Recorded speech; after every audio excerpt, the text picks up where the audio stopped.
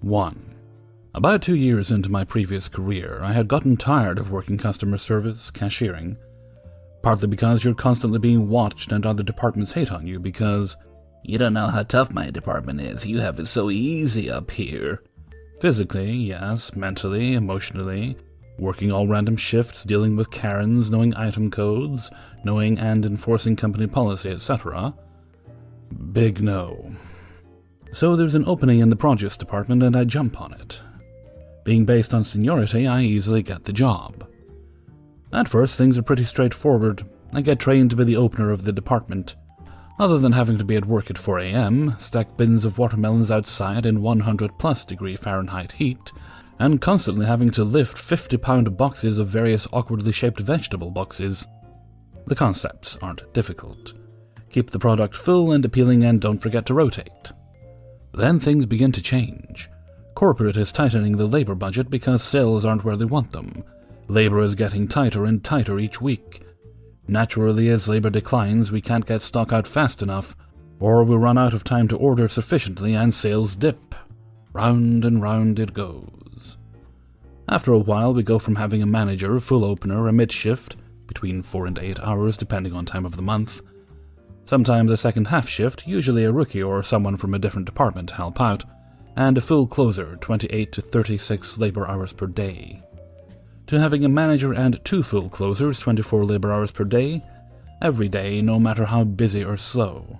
On top of that, the manager doesn't touch much of the product because they come in early in the morning, and when we leave for the night, everything has to be full.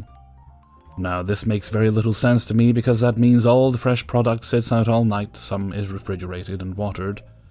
So we have to pull things like strawberries that are extremely perishable, just for her, the manager, to put them back out in the morning.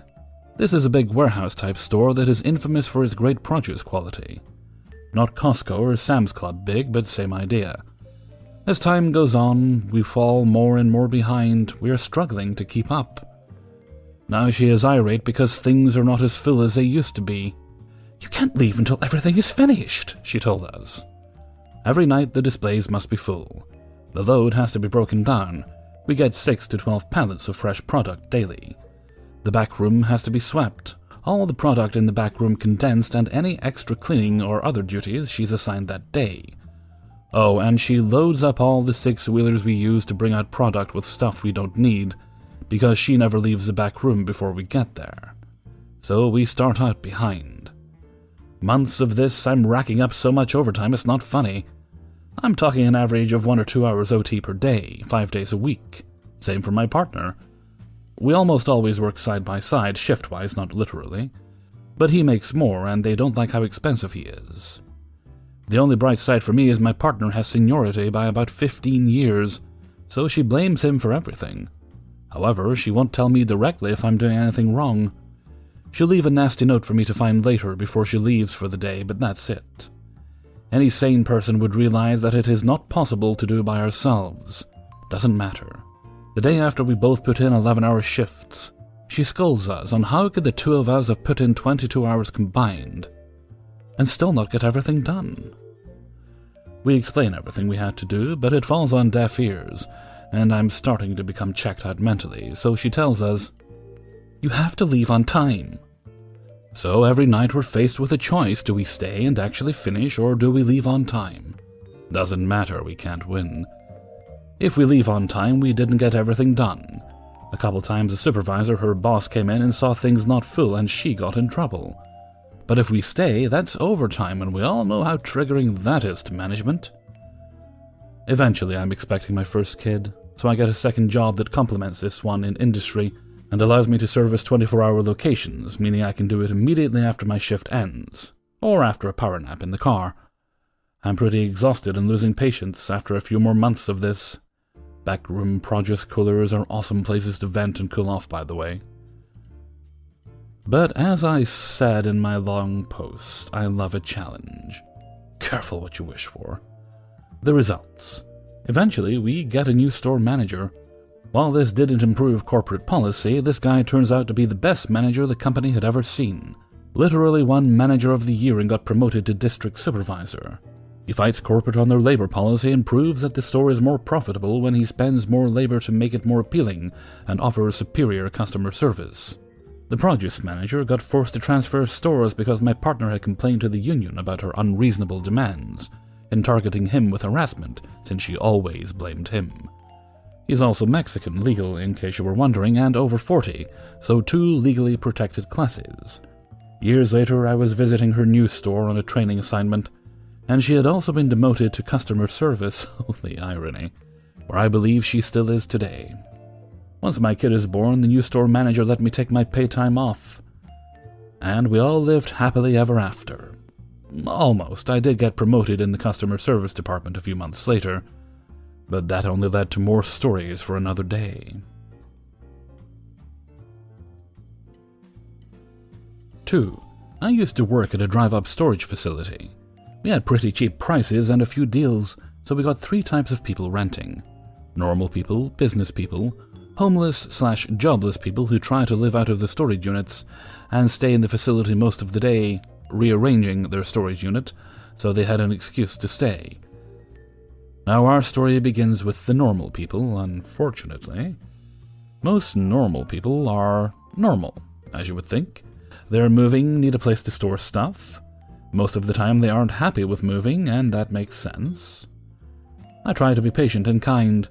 One facility rule the owners had me enforce was that we need to kick everyone out of the facility at 8 sharp. No exceptions. The office closes before then, and my job was to drive back at 8 every night and check the whole facility. By the way, I'm not on the clock for time. I'm supposed to just do a security check. Enter a family with an older lady and her daughter renting a unit.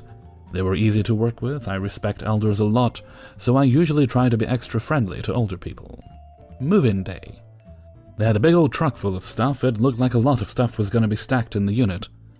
Of course, when I come back later that night, they're still there unloading stuff. They had a bunch of guys helping them. I drive up and remind them of the rules.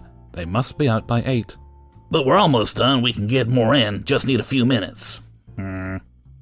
With previous experience, I knew how this was going to go. I repeated the rules and told them they also signed a contract that they'd obey these rules. But I said I'd check the rest of the facility first so they could wrap up. They said thank you. I finish and drive to the front, and of course, they aren't there. I get out of my car and walk over to them. And they're still going strong unloading. So I decide to pressure a little and walk over and let them know once the facility is closed. I stand next to them for 30 minutes. They finally decide they aren't going to finish tonight and pack up.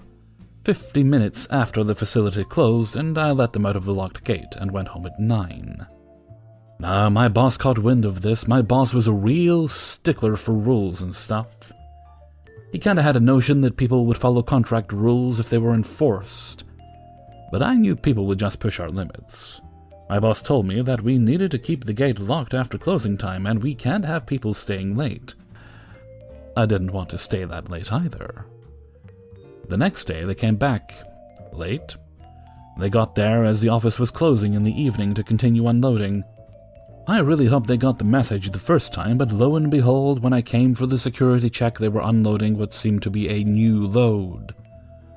I wasn't as patient with them this time. I wasn't rude, but I was definitely being more blunt with how I talked to them.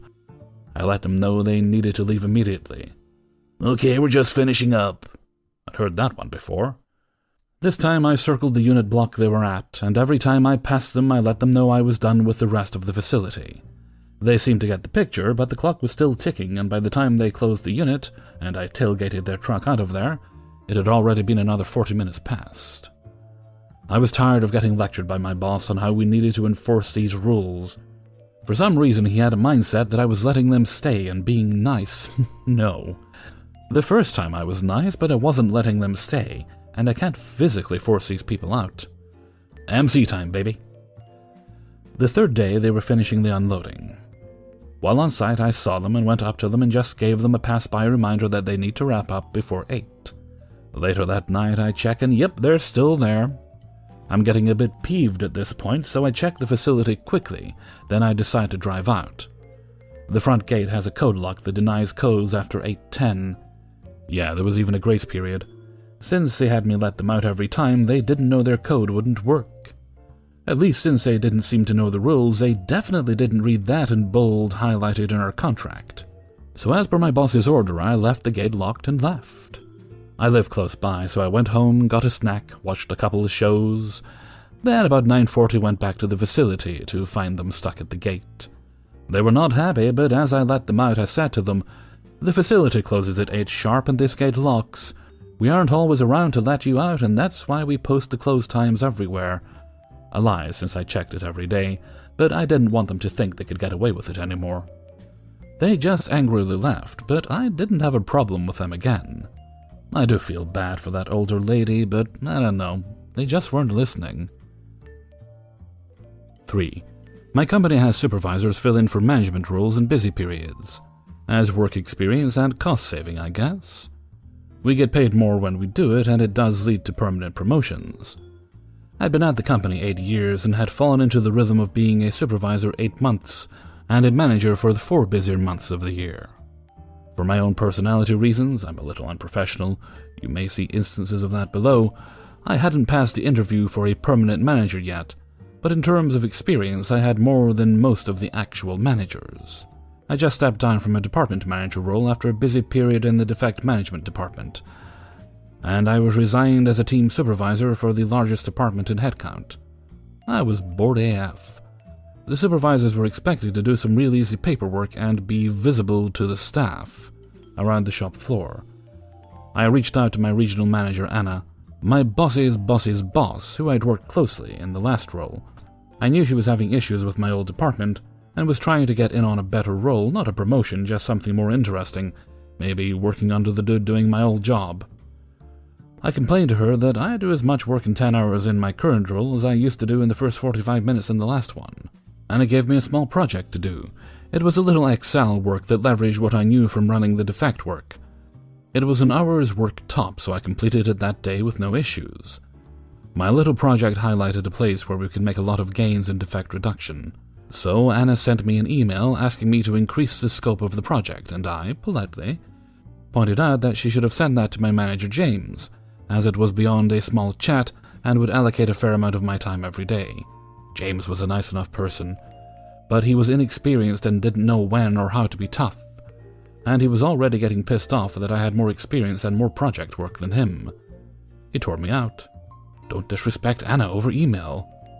When I was trying to have his back and keep him in chain. To me, this was pathetic. Keeping him in loop was an act of respect, and he was basically admitting he didn't have the backbone to question requests from Anna. A few weeks later, new project is showing improvement. James has seen the emails and his bosses mentioned it in meetings, and he starts getting on my case about the amount of time I'm spending on project work versus supervisor work in his department. I asked him if he had actually any proof I wasn't doing my job and to show me a metric where I was doing less than another person. This job was way too easy and overstaffed with 4 other supervisors. And I know recordably I did more than the others as we were supposed to log every interaction we have with staff, which I did meticulously, and the others saw as a box-ticking exercise. So he couldn't prove I was neglecting the job, because the job was frankly too easy to neglect. The job was walk around, say hi to people, and tell them if they made a mistake. I truly believe a golden retriever could do most of it. He asked me to write a detailed breakdown of how I split my day, how many hours I spent on my project work versus department work. I found it funny, as he was obviously asking me to tie my own noose. But I know the company better than him, so I did so, comparing the detailed reports on coaching the staff interactions I submitted versus the spoke-to-X reports the other supervisors were doing. I detailed how I was using 6 out of 10 hours a day to easily do twice the work of his other supervisors combined, and then spent the other 4 hours on the defect project. I even showed how the staff I spoke to had provable improvements in productivity, where the staff the other supervisors spoke to weren't even on site some of the times they claimed they spoke to them. I then emailed it to James, CC'd Anna, with the breakdown of the improvements my defect project had shown at the same time. Anna called me in the next day. She had a meeting with James, who had asked that I not work on projects for another department. He had presented an edited version of my report which didn't include the comparisons and edits, just the 6 hours department, 4 hours project split. Anna, who had read the whole report, told me she laughed in his face and agreed with him, quoting, "You are right. He's spending way too much time as a supervisor. The project work is more important." She then informed me I was being reassigned as a process manager 2 levels above my current job, where I eventually got the job permanently as my people skills didn't matter in a department with no staff. Some of my project outcomes were rolled out to the network and saved a lot of money, so that's all I do now. My project split is 7 hours Reddit and YouTube and 3 hours actual work, but I make enough savings to justify my existence. And since I'd been forced to write a detailed report of all the work I was actually doing as a supervisor, it was enough to prove he didn't need as many as he had, and they didn't backfill me. They later reassigned another 2 and started asking for proof they were actually speaking to people. 4. So this happened my second semester dorming at my college campus. I had met my roommate at orientation. I could kind of already tell she was going to be a pain in my ass. And I was right about that. I had planned on moving rooms to be closer to some friends the next semester, but let me get to the story that led to my revenge. On our campus, you had to pay for meals using your student ID, which had a certain amount of money on it each semester. You could also use an app that you put your name and ID info into, and it makes it easier to pay, but the name and ID must match for it to work. Any funds from the fall semester would roll over into the spring, but then at the end of spring it would just expire. Because of this, and because I only ate once or twice a day, I had a ton saved up in my card. My roommate, on the other hand, did not, so I offered to pay for some of her meals from time to time, in trade of her picking up the food for us, which involved her using my card twice in person and then she'd return it. Then one day I noticed on my app that my card was being charged even when I was not ordering food. And not just like a meal for several people. This meant that whoever was ordering, I wonder who, either had to have stolen my ID card, which I had in my pocket when I got the charge, or was impersonating my info in the app, which are both big no-nos on my campus. I was quick to put 2 and 2 together and was pretty pissed. I was initially going to confront her on it, but decided to formulate a plan instead. That day I went and ordered a second ID card for $25 to use for later, as it took a couple of weeks to get the new one. I let her charge several things to my card over a good 2 weeks for her and her friends, and she wasn't very good at hiding it either. And they would come to our dorm and eat. Well, I just screenshot and sent emails to the support team of the app about the charges, knowing nothing would get done until I contacted someone in person. And one day it got even better, as you can buy groceries with the card off campus as well. She decided to pay for alcohol with my card, which doesn't get pinged as an issue on my card due to me being over 21, but she was only 19. Not sure how she got it, but it was just the thing to finally act on my plan. I put my best sad face on and contacted the head of campus living and head of my dorm about the charges on my account. I dropped some hints that it could be my roommate, and I mentioned I got a new ID and asked what I should do. I was told to order a new card, and once I got it, to deactivate my current ID and use the new one for purchases now, making my old ID have a balance of $0 and also to ping if someone uses it to buy anything. They also told me they would be visiting my dorm to discuss the issue with my roommate. I accepted that and waited. They sent the confirmation email that they would be visiting, and I just decided to add more fuel to the fire.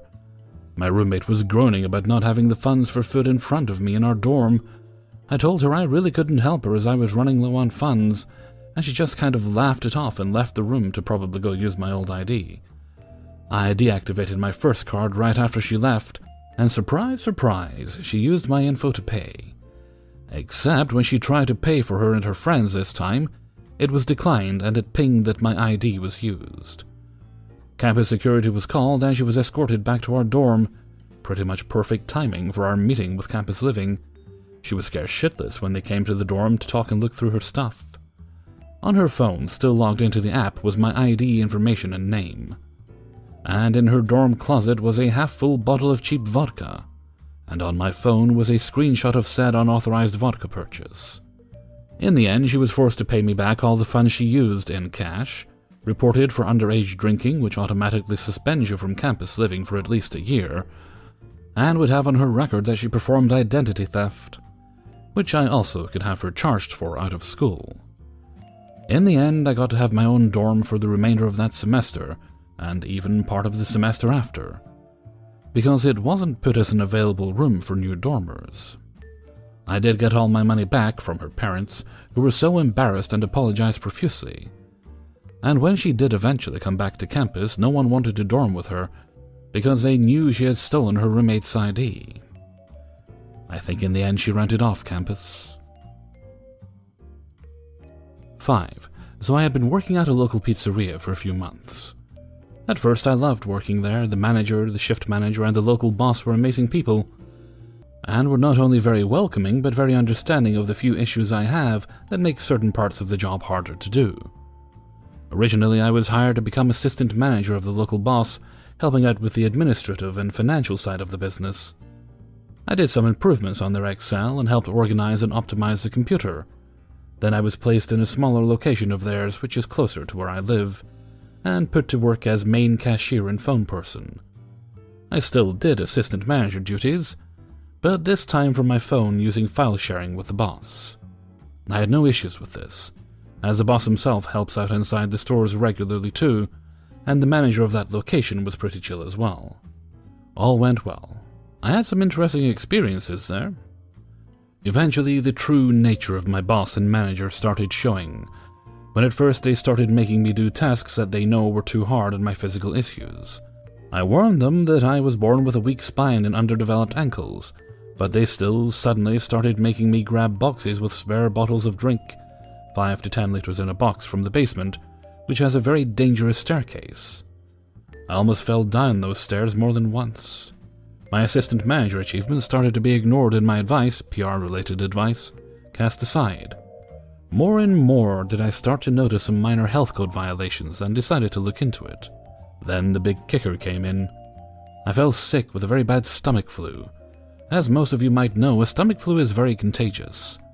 My doctor prescribed me to stay home for 3 days. I sent my boss, manager, and shift manager a picture of said prescription, and immediately all 3 started to message me and call me to tell me I have to go to work anyway. They used my financial instability to manipulate me, as they don't give paid sick leave. I ended up going to work after all, and the stomach flu ended up lasting for 6 days instead of 3, due to the lack of rest I got. I can only hope I didn't get anyone else sick. Then the COVID outbreak started. Oh my, that was a storm. I got very ill, had all the symptoms of COVID for a few days already, when I finally contacted my doctor, who put me on a week quarantine. I had a note stating that this whole week I was not even allowed to leave the building of my studio, and was in no way allowed to come in contact with other people. Still, I got messages and phone calls trying to guilt trip and manipulate me into going to work. What I turned out to have was a very bad flu, combined with allergic reactions to some of the bad conditions in my building that the landlord ignores, and a nervous breakdown in my body, caused by stress, seeing as how my job paid just barely enough to survive. After I returned back to work, I found out that someone else had been hired for the assistant manager duties without me being told. I found out by noticing my work was being done by someone else, someone who didn't care about the store PR at all. My manager started to make me do tasks that were even worse on my bad back, and I had gotten on extreme overtime that gets paid out of record, which makes me unable to see if it's even paid out properly. This resulted in a complete shutdown of my body from the stress, and one day, about a month after my quarantine, I suddenly could not stand up for more than 5 minutes before I would nearly faint. My doctor wrote me 2 days of pure rest. You can guess what my boss and manager did. Not only did they try to manipulate me into going to work after all, the boss even told me I go to work when I have a headache, upon which I told him straight up, a headache is not going to cause you to faint after 5 minutes of standing at the cash register, and maybe hit your head on one of the many unprotected edges of the work table, or worse. After my reply, he told me I was being overdramatic, and even accused me of going to my doctor just to get notes to stay home. I don't pay you to stay home! You don't pay sick leave at all, so why are you complaining? Then he put down the phone call. That was it for me. That is when I decided to start putting my foot down. I contacted my doctor and had her put together a document stating all my medical issues, and the fact that as a risk patient I was not allowed to work until my boss could provide the necessary protection. I sent my boss a formal email with said document and a link to where he could find the actual law about this. My boss did not provide any protection, no masks, no gloves, bad soap, no sanitizer, or anything like that. The mandatory distance between employees was not enforced either. My boss replied on his mail telling me that if I want a mask or gloves, I should just bring my own. We had quite a conversation through the mail. I kept myself professional and calm, while my boss started to get more and more accusatory. One thing I noticed since the first mail is that he didn't write any of them himself, considering that I know he does not speak Dutch that well, yet to make such complex sentencing, and when I still worked in his office he had me type out mails for him too.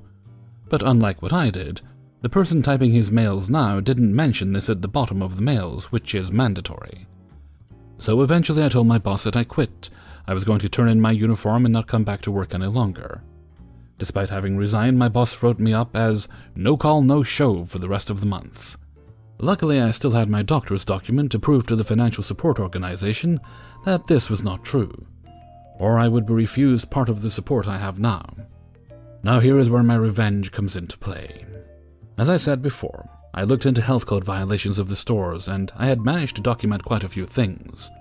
The lack of proper hygiene materials, the fact that spare non-refrigerated food was stored right with the cleaning supplies, the fact that they would thin out cleaning supplies like crazy to cut costs, etc., etc. I also kept proof of some of their unethical practices, like the fact that they paid overtime off the record, and thus undermining tax and making it impossible for employees to see if their overtime is paid out correctly. I also had a few colleagues who quit their jobs around the same time give written statements with their concerns about the practices, etc. I put all of this together in a neat little folder, which I uploaded to multiple agencies, and mailed to some people that helped me get it to the needed attention. I am not usually the type to just tell on people, but this was a matter of protecting people. The customers being exposed to pizzas that will most likely make them sick, the employees probably being used for more hours for less pay, and other things. After this, I also made sure to tell my friends and family at least about the bad hygiene practices, and warn them not to eat at the local brand with 3 stores in the city. I know some of you might say this won't do much to them, but that is where I have one last surprise. When I still worked as the assistant manager, I had access to the complaint site and the financial documents. I have seen how they run and how the business goes, and I have noticed that not only do they have bad PR, their profit is going down, mostly due to the bad PR I mentioned. The boss and managers don't care what people think and don't care about keeping customers happy, which is making people less likely to come back. The overall curve was going down, and the biggest complaints they get is from people getting sick from the pizzas, allergy notices being ignored, and more. These complaints were getting ignored, and some of them even got very rude responses. I tried telling them to be more customer-friendly, but they don't. So I don't need to spread the word for them to lose business. But I might have sped it up at least a little. Last I heard from the last colleague who quit is that the store got a surprise health code inspection recently, and those turned out not too well. 6. Backstory. I started working in healthcare for the elderly before I graduated school, at age 17 as a temp worker, and after I graduated I basically worked full-time for several years. Finally got a steady employment at age 23. I take pride in my job, and even though I didn't study medical stuff, I've always made sure I know everything I need to know to do a good job, with online classes, certificates, reading up on medications, treatment recommendations, etc. Everything was going well, despite me having 4 different bosses in the first 5 years of work. No one wants to be the boss here. Economically speaking, it's a sinking ship, since it's government-run and dependent on tax money. Then friendly boss Lena joins the story. She asked me to move over to a new department that the state was now, by law, obligated to provide short-term care. She had previously run the emergency unit at the local hospital, and she didn't take crap from anyone. She let us workers build up and run the department because, as any good boss should, she realized that we knew better what we were doing, because we were doing it day to day, and what worked best for us, as long as we stuck within the laws, regulations, staff requirements, and budget, of course. Everything was amazing for almost 2 years. Every month I did the schedules for all 15 of the workers. I did daily planning for all patients. I was in charge of all documentation, and all new guidelines and protocols were being implemented, since the care provided was brand new in our area. Then the day of the great sadness came when Lena declared she was leaving, since she had been offered a job at the local hospital. All of us were devastated to see her go, but, good for her. That's when Super Bitch, Kaja, enters our story. She was already the boss of all the normal elderly care units, where I'd worked before. I'd already moved on to short-term care before she was hired as boss, and we had heard exclusively bad things about her. We heard she would always do what she thought was the right thing to do, which was almost exclusively wrong. Because she was underqualified, had no experience from the actual work, and was just a bitch in general. Our first staff meeting, she told us, "Either you're with me or against me, and the people who are against me, I drown in a lake." Okay, great start. I then tried to explain to her that with our previous boss we'd worked with trust, since Lena had an understanding that us workers actually know what works best in our own department, and Kaja instantly shut it down. "No, I'm the boss, I set the protocols. I decide how my departments run." Yeah, of course, but I'm just saying that we've been working like, "No, I'm the boss, I'm in charge." And so it began. Kaja started changing the schedules, the protocols, the staff requirements, the daily rehab schedule, the food schedule, not joking by the way, and she lowered the required medical competence to work at our unit. This means that there were people working with us who had no prior experience in the job, and no prior experience in the field, barely spoke the language, etc. Keep in mind we had dementia evaluation, palliative care, end-of-life care, stroke rehabilitation, and so on. Malicious compliance. Kaja started to try to micromanage everything we did, literally everything. She cancelled all the activities we did for the whole business, like pub nights for the elderly, movie nights, summer cafe outdoors, walks, store visits, everything. All without cost to the business. She stated that we're no longer allowed to finish the schedules on our own, and gave us 2 weeks less to finish them. Which means we now have 1 week to input the schedule, try to settle it between us 15, and then hand it to her. She'd finish it and hand it to us the day before it went into effect, and 8 out of 10 day shifts weren't covered. Or we were 6 people working the same weekend, supposed to be 3. So I told Kasia that I've been managing the schedule for years, and was happy to keep doing it, and that she'd still have it 2 weeks early. No. I told her that our activities were 100% within paid hours, and no strain on the day-to-day normal business, and we want to keep doing them. No. I told her that we'd prefer to keep doing things as we'd been doing them for years because it worked very well. No. Obviously I was pissed, so were my co-workers, but they never spoke up. That was my job, I guess. There were a lot of incidents that I'm not going to bother bringing up, but just imagine that anything we ever wanted to do for our patients or the people in the dementia units, or for the well-being of the staff was just...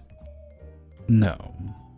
One thing that had been consistent since I started working there when I was 17, 27 at this point in the story, is that when you apply for vacation or any kind of leave, you input the leave request and then you request a temp to cover your shift, and then you inform the boss that you've done both those things.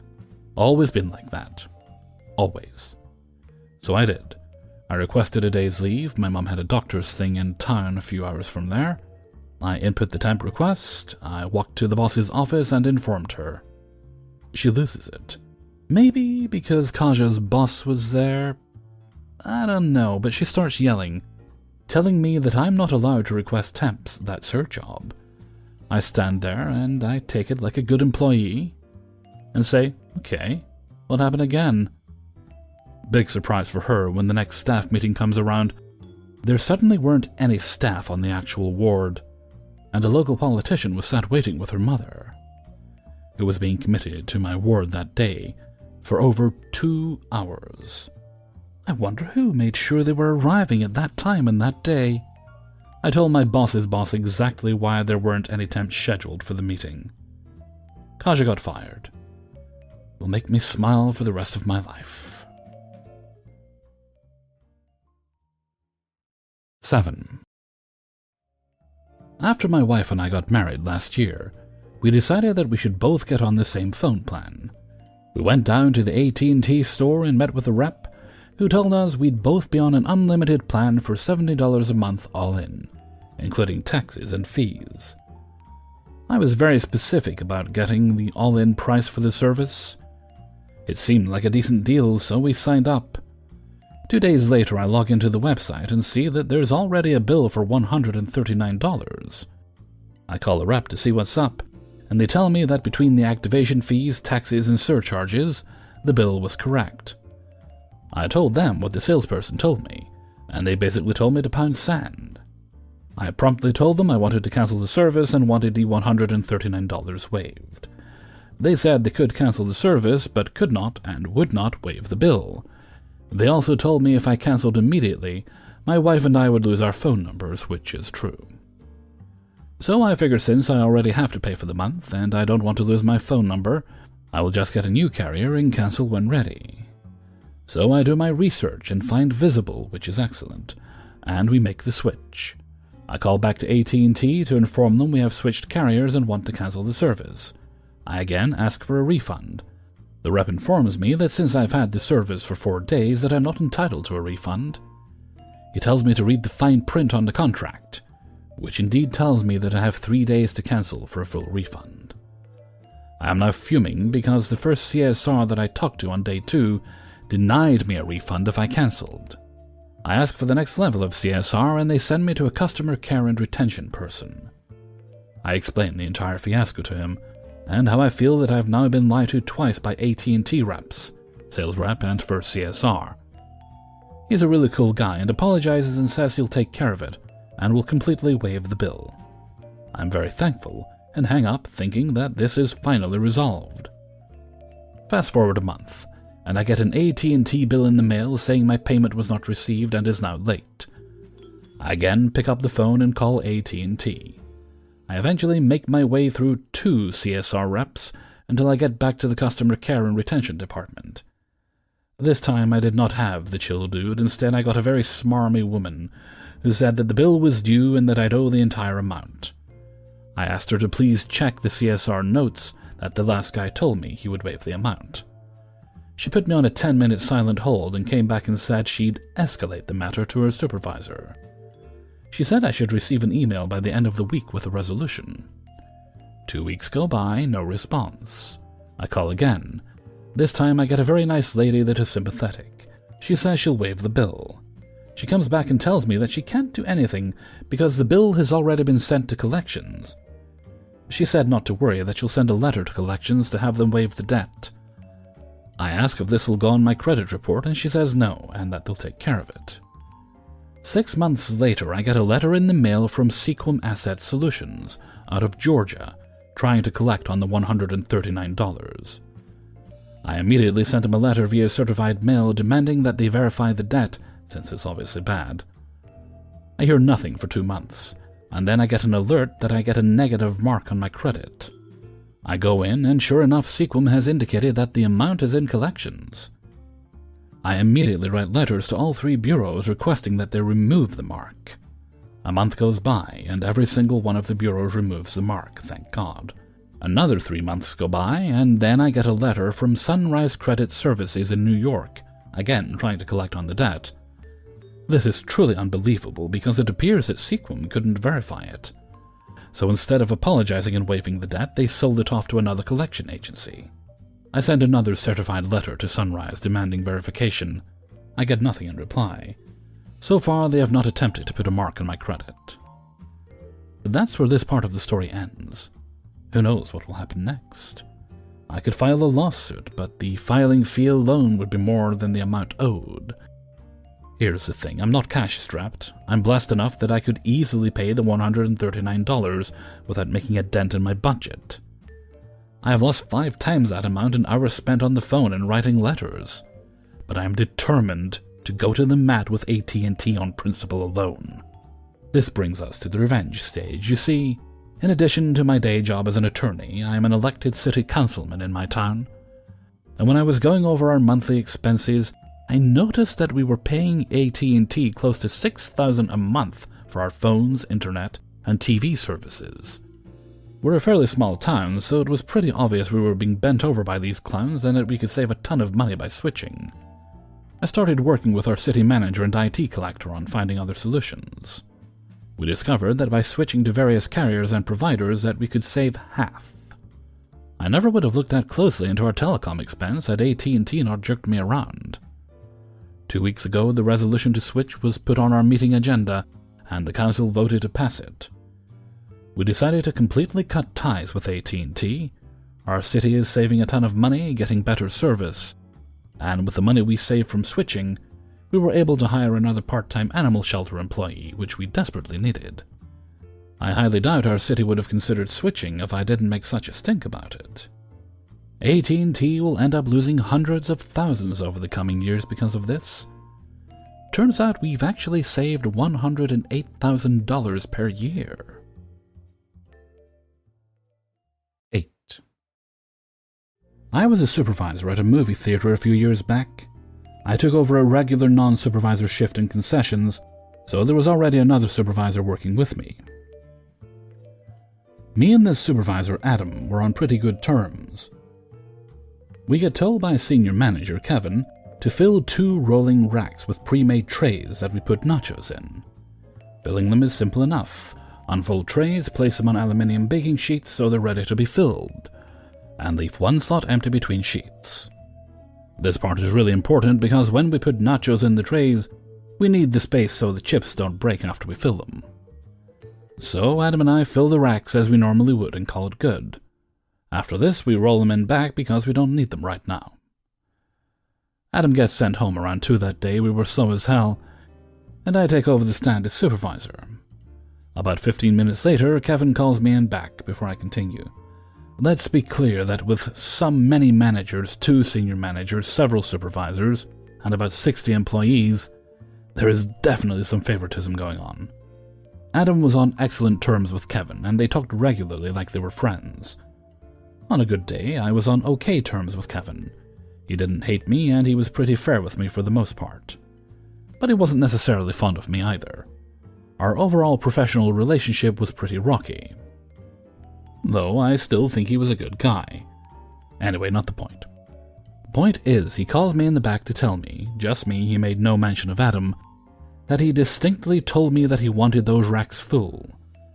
Apparently, more full than we normally make them. I would have loved to tell him that this is what we normally do, and Adam said it was good, but I was trying to get promoted at the time, so far be it from me to challenge my senior manager. Plus my anxiety wouldn't allow it. So the first thing I did after getting done with Kevin was to consolidate all the nacho trays as best as I could. After that, we had 1 full rack and 1 virtually empty rack. So I started assembling more trays and filling more sheets. This is interspersed with me trying to get daily jobs done, hopping on register to help out customers and giving people breaks. So about an hour and a half after this, I used up all the clean trays we had. However, the rack still wasn't completely filled per Kevin's instructions. I didn't want to bug Kevin with it because he had other stuff to do. I also didn't know if he would accept this as being done. Something important to note before moving on. We used the baking sheets for a lot of things. We used them to dump out batches of popcorn we had accidentally burnt. We used them for the first batch of the day so people didn't get sick off cleaning chemicals, and the last batch of the night so we could close out more quickly. We also used them to place and pre-count frozen items so we didn't use the counters. There were other things I'm forgetting about, but you get the idea. Then, in my desire to show motivation, relieve my anxiety, and just be a smartass, all provided me with an epiphany, almost as though it were a sign from God himself. I had used all of the clean sheets. There were still some dirty ones that I had not used, but could easily be cleaned, very easily in fact. I then proceeded to clean all of our dirty trays so as to fill the rest of the rack. During this time, the closing supervisor, Katie, comes in. Katie and I used to have a very good working relationship, but in some months prior to this point we had a falling out. We were still polite to each other, but the damage had been done. So, after briefing her on what she needs to know, who on mid-shift had breaks, which movies are busy, etc., I tell her about Kevin's directive regarding the nachos, and she vehemently disagrees. She makes the argument that if I use all of the baking sheets, we won't have for the rest of the week for all the other stuff we need them for.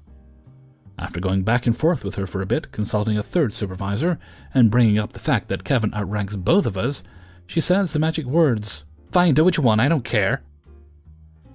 What I wanted was to not get bitched at by Kevin again, so I used the rest of the baking sheets for the nacho trays. At this point, we now have none left for anything. About an hour later, I see Kevin and tell him that I finished the nacho trays. He just says thanks and continues about his day. So, given the relative importance of having trays, this creates problems for the next few days. Concession struggles to come up with baking sheets for when we need them, usually only having 2 free at any given point, then having to be washed immediately after use. It also took until Friday, this all happened on a Monday, to sell out of the amount of nachos we needed to have more than 2 usable baking sheets. If you're wondering why we didn't just remove the empty trays from the racks, it was because the managers only brought us the rack with full nacho trays. At the supervisor meeting with senior managers 2 weeks later, Katie mentioned that using every single baking sheet was a bad idea, and that it ought not to be done again. It didn't take her urging by any means, but it was never done again. 9. Circa 2010. I was working an afternoon's gig at a local bank, in part to complete an internship for my coursework. The job entailed running batches of checks through a massive check scanner, manually running a tape using an old calculator called a 10 key with a printing function to make sure the checks matched the deposits, and then hopping over to a computer to correct any errors on the teller or customer's part when the deposits were made. After the bank closed 3 p.m., I was also the one who would stay and print out customer statements and run a long list of processes on multiple machines to update everyone's accounts with the day's transactions, upload the information to the website, back up and run tapes on all the bank's data, and sort and file through the end-of-day reports for the different department managers to review the next morning. I would then lock up the bank and go home. In hindsight, quite a bit of responsibility for a college student, but it was a hometown bank. Now, my manager was a classic Karen before the term existed. She managed through fear, tried to cover it with small talk and banter, and didn't like anyone to shine except herself in the department. My 2 co-workers, full-time bank employees, would always discuss how terrible it was to work for her full-time. Anyway, I was raised to be respectful and work my hardest, which to me meant trying to be as quick at my job as possible, thus saving the company time and money.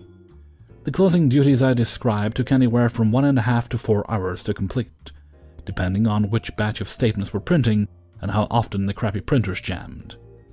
After about a month of doing this every day, I realized much of this time was due to the checklist which I had been trained with. It was doing one task at a time when actually, more than one process could be done at once, many times way out of order of the list, but you had to understand everything's part to really see this.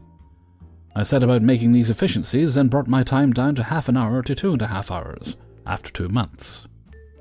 I thought this would make my manager happy, but nothing was said about me getting out of there faster, so I just kept on doing my job as best I could. Fast forward 2 more months, and this bank is updating its servers to allow for real-time banking. Previously, unless I updated the website each night, balances and transactions wouldn't show up. They brought 2 large server cases into the office I worked in, but it took another 3 or 4 weeks for the actual hardware to come in. Since the old servers were still installed, they set the empty towers right in the middle of our office. Now, our office was a very long room, the statement printers on one side and all the computers I had to work on each night at the other. Remember I said the printers jammed a lot. Well, with all the computers and servers in my end of the office, I never could hear the beep telling me they had jammed, but I could see the red error light. This had historically been my little check. Every few minutes I'd turn around to make sure the printers hadn't jammed. I made sure I did this because every minute they weren't printing was another minute I'd be working. The statements took longer to print than the rest of my duties combined. However, the way they placed the empty towers blocked my view, forcing me to have to get up and walk halfway to the printers each time to make sure they were jammed. So I simply turned them 90 degrees. Since the front and backs were full of air ventilation holes, this allowed me to maintain my line of sight, saving me and the bank time. Once again, I thought, great idea. No one is using these yet, and when they do, they won't be in that location anymore anyway. In hindsight, I should have known better. I came in around 2 p.m. after classes the next day. I noticed the towers were turned back. I thought that was odd. Why would anyone turn them back?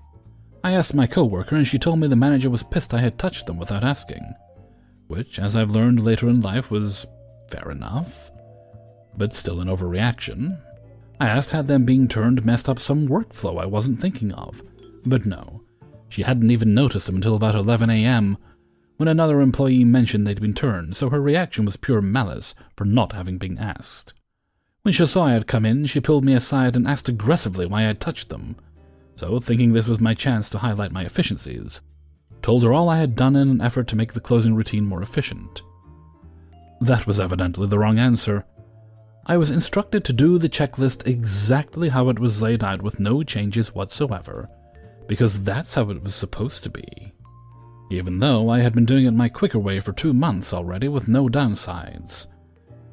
With regard to the printer, she told me to stop being lazy and just get up and walk to check on it. Cue malicious compliance. I stopped caring about speed, followed the checklist to a T, and unless I had somewhere to be, didn't worry about checking the printer very often. If it was still printing after my closing checklist was done, I could always read or do homework at my desk. Wouldn't want to be efficient with the bank's payroll after all. Suffice to say, it went back to taking 1.5 to 4 hours per night, and costing the bank much more money in my checks. Good for me, I guess. Shortly after, I found a job working in an electronics department at a superstore, and switched over with 2 weeks' notice. There wasn't time to train a new person, so that manager had to take over the night routine until a new one could be found. During my last day, I took it upon myself to try and give her some constructive criticism in how her management style affected me, and stopped me from caring about my job. I'm not sure it was effective, but at least I got it off my chest. I ran into one of my former co-workers at the store a few months later, and evidently, someone else had out and out told my former manager she was a vile and mean person, and was probably going to hell for how she treated people. Part of her Karen persona was being very religious, and this seemed to have scared her into at least some meekness, at least according to my former co-worker. 10. So this was a long time ago. In a workplace I try very hard to block out of my memory, but this is one of the great situations that I remember. This place was a warehouse for an automotive assembly plant, where we workers would place parts into order on carts so they can be used on the production line in the order the cars are being built. This process, when done perfectly, is very efficient and makes the line run smoothly. However, nothing is ever perfect, and this process can also make things run very poorly. This is one of those times. It is important to note that the warehouse is staffed by a different company than what runs the assembly plant. While things are normally calm between the two companies, situations like this tend to get a bit heated with the warehouse company facing penalties for screw-ups. Background. One of the areas where we sequence the parts for the lines comes from a group of people who put the parts how they are supposed to be on the cart. That cart is loaded into a trailer.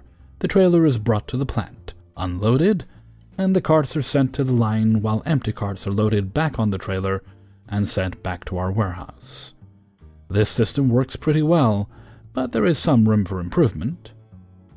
Process Manager Doofus decides that he has the answer to this problem in the form of a new way to load and unload the trucks, and goes about telling all of the people in his department to do things his way. No attempt to revise the standard process, just do it his way. Now, the people who work this area know what they're doing. They do this job all day long and can see where the Doofus method is going to have the materials loaded in a fashion that will waste a large amount of time. Upon pointing this out, Doofus angrily waves their concerns away and spouts the now famous line, "It looks good on paper, so it will work just fine." He then proceeds to stand around to make sure things are done his way, and when things start to fall behind due to his error, shouts at the people for not following his scheme. He then leaves for lunch with the promise that he will be back, and if they follow his process exactly, things will get on track and improve. Malicious compliance. Now, the doofus method is not the standard method for doing this job. We have process manuals printed that show the mostly ideal method of doing things, and deviation from that should be limited to only processes that prove to be effective in reducing time as seen by process analysts. Everyone knows that the doofus method is not going to work, so standard compliance would be to go back to the process listed in the manual. But this is malicious compliance. Everyone involved in this process decided to follow the doofus method exactly, despite the fact that everyone knows where this will end up. As predicted, things start falling behind more and more, and when Doofus returns, he finds a department that is on the verge of shutting the line down. He begins yelling at anyone and everyone for not following his precious method, and responds to any challenges with, "But it looks good on paper. It has to be something you're all doing." The fallout. As things start getting more and more backed up, the manager at the plant has noticed things are not as they should be. She drives over to our warehouse to find what is going on, and why this department, that normally does not have any issues, is having issues. Why are things getting so backed up over here? The line is close to stopping. "We started a new system of doing things, and someone is not following the process." Is this the standard process for this area? Why am I just now hearing of this? "It's a new method that I came up with. It should be saving time." Well, it's not. Go back to the standard process. "But it looks good on paper. If we can find out what's happening, we can get it fixed." We don't have time to figure out where your idea went wrong. We need to get moving. Go back to the standard process. "But the paper..." I don't care about your fucking paper. Go back to the standard process. Doofus retreats to his office. Everyone goes back to the normal process, and the situation is sorted within an hour. We later find out that Doofus has been reamed by our facility manager, our quality manager, the assembly plant manager, the assembly process manager, and just about everyone else that holds even the slightest authority over him, since he never discussed with anyone what he was doing, what he was planning, and never had permission to do what he did. The phrase, "it looks good on paper," has since become a running joke between the workers there, and Doofus was fired a few months later due to unrelated issues.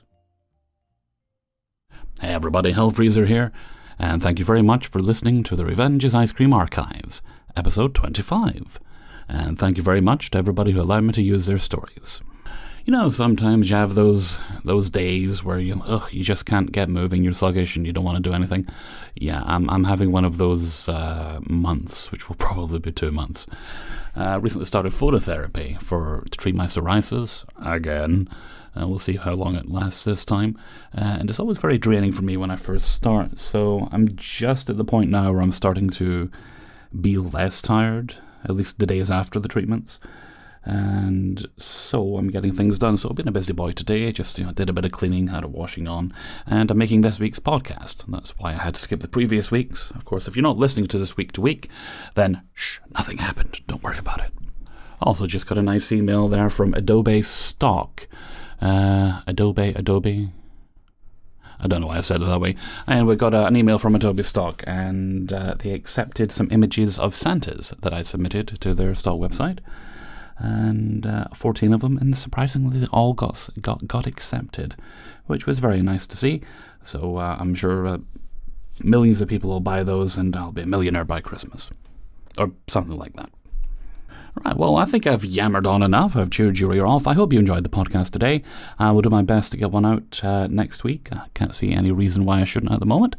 So until next time, thank you very much for listening, and take very good care of yourself.